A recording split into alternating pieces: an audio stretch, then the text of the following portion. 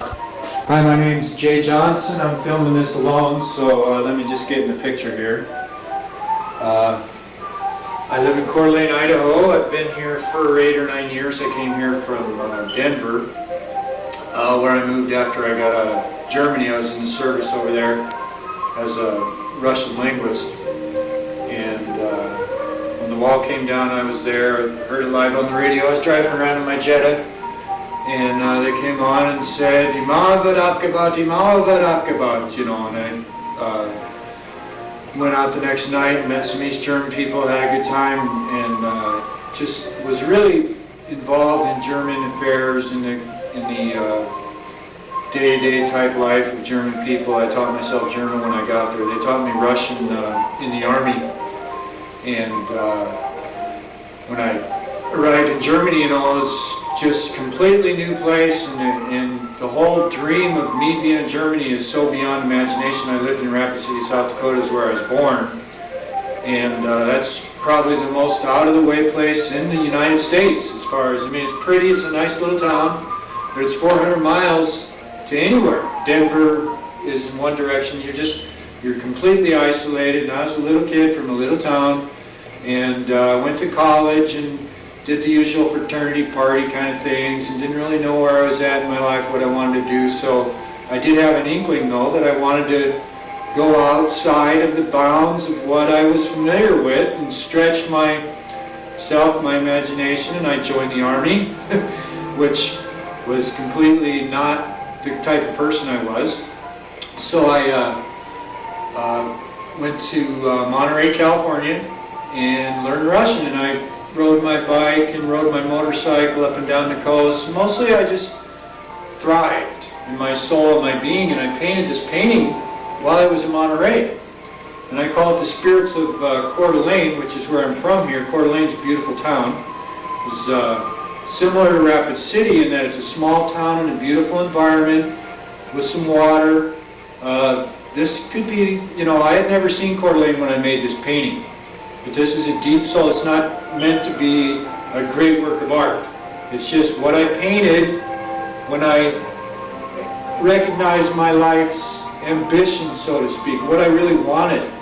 And these spirits represent unhindered life and just a flow of pure, innocent happiness, joy, fulfillment, energy, you know, nothing held back, but innocent, not anger or any other kind of expression that's more of a reaction, just a perfect flow of natural life that you might see in wildlife, for example, or in very young children.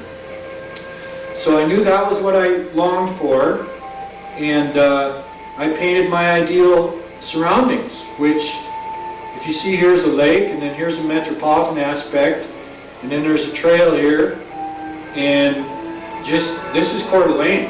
You have the resort here, you have the Coeur d'Alene Lake, and you have the beautiful network of trail and park that kind of meander along the front of the lake. So before I ever saw Coeur d'Alene, I painted Coeur d'Alene. And then after living in Denver for 8 or 9 years, a family, and it was getting time to where the kids were going to be going to school, and traffic had kind of doubled or tripled, and I'm like, asked around the office there where I was working, where's your favorite place in the country? And some people said Coeur d'Alene, and I kind of had an idea, and I looked up on the internet, saw some properties, and I thought I can take advantage of my real estate, you know, increase in value for my house and come up to Coeur d'Alene and live for, you know, next to nothing compared to Denver at the time. And I chose to do that. The first night I was here, I pulled up there where the resort is, parked with some friends, came out. It was nighttime. There were some kids getting ready to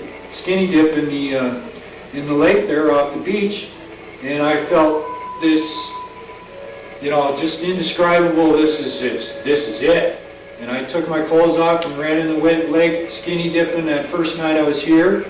And then as time went on here, I was reinvigorated in my mission, my life's mission. I had raised some kids, and it wasn't there for me, and I wasn't living the full life that I wanted to live. And so I went online and I started blasting all of society's conventions and the underpinnings of our culture that that kind of cause us to be constricted and reserved and kind of puppety, you know, like, hello, how are you, and that kind of thing. And I just blasted it. And then I went out and I told my wife, we weren't intimate at the time. I told her I need to have a girlfriend. You know, I'm not living.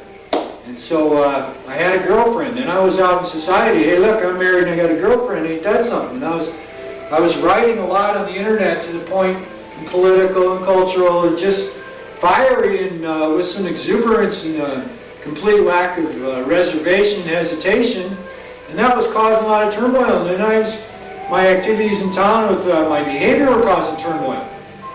So I declared my mission to go into the depths and find something nobody ever found before. And the way I kind of intuitively figured to go into the depths was to bare my soul. Just, you know, there's things I'm not quite comfortable with inside here, and I don't know how to get at them, I don't know how to get rid of them, I don't know how to let go of them. So I'm just going to open it all up, and you can all see what is here, and I'll be the sacrificial lamb, and we'll see what happens when I'm done.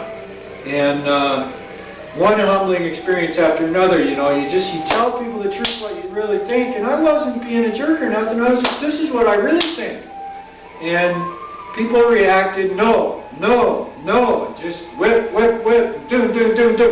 And then pretty soon I was weak, and I just completely forgot I was on a mission. I was just trying to get back to being a normal person. I was making a living, you know, I was talented enough to make a living, but I got mixed in with the guy who's my best friend. He's stronger and charismatic and deep, you know, in touch. He's kind of a substance abuse type person with some issues, but he was very charming and he had it going on. So I was, you know, he became my mentor kind of, and I looked up to him a lot.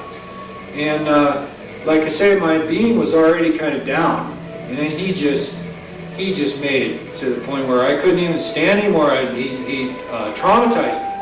So for the last 2.5 years, I've been trying to rebound from this trauma, which was beyond description here. But during that rebound, I was looking in the mirror, you know, my whole being, I was pretty with the guy, and I was looking in the mirror, and I'm like, this isn't me, where am I? I'm gone, you know? So I'm just, you know, just in this world of torment. And I looked in the mirror, and I'm like, no, that ain't me. And so I looked down at my heart, physically, and I just kind of stopped judging, and I just stopped my mind, and I just let my heart, my soul fill my being. And I said, this is me. To my awareness, or to my soul, to my spirit, the same way I normally say it to the image in the mirror. You know, you look at your mirror, and at your image in the mirror, and you say, that's me.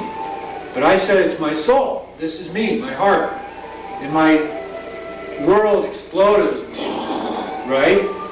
And I just, this is going to change the world. It's not like I thought it, it's just I knew it in my heart and my soul. This is going to change the world. And I thought in the same second, look your heart in the mirror, and I thought in the same second, mirror jewelry. So this turns out to be look your heart in the mirror, mirror jewelry. Now I'm entering this contest because of this issue in the Rolling Stone, which I got in my mailbox the same day that I sent the prospectus for this jewelry to Starbucks, because I thought, well, maybe Starbucks will sell it. And I opened up, I sat down. First of all, I normally take my magazines to Starbucks the next morning to read.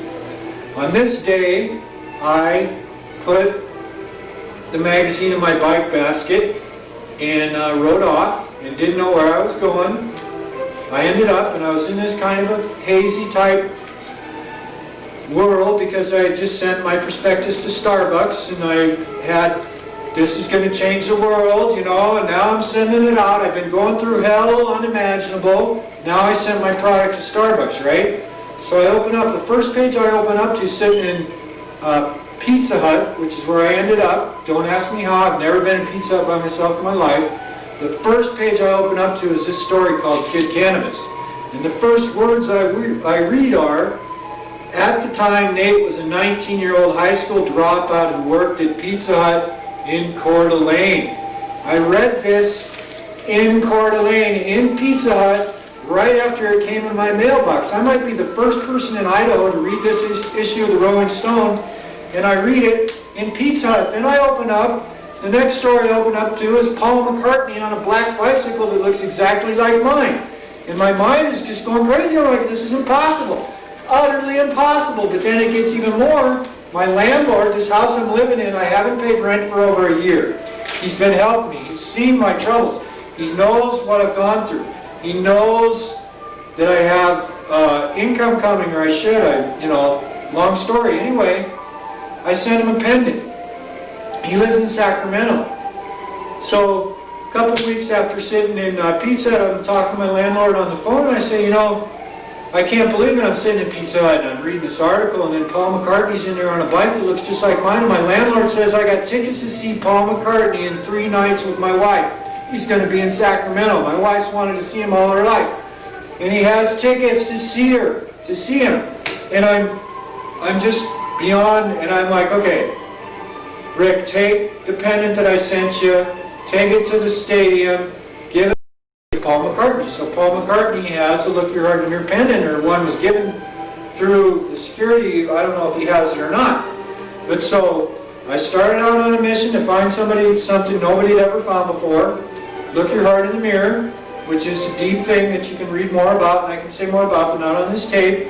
And I'm a writer, and I'm socially conscious, and I have a vast background in politics and German culture, American culture, philosophy, religion.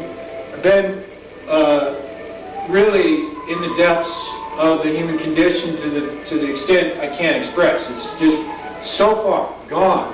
So I have something to report, and I hope this contest makes me a reporter.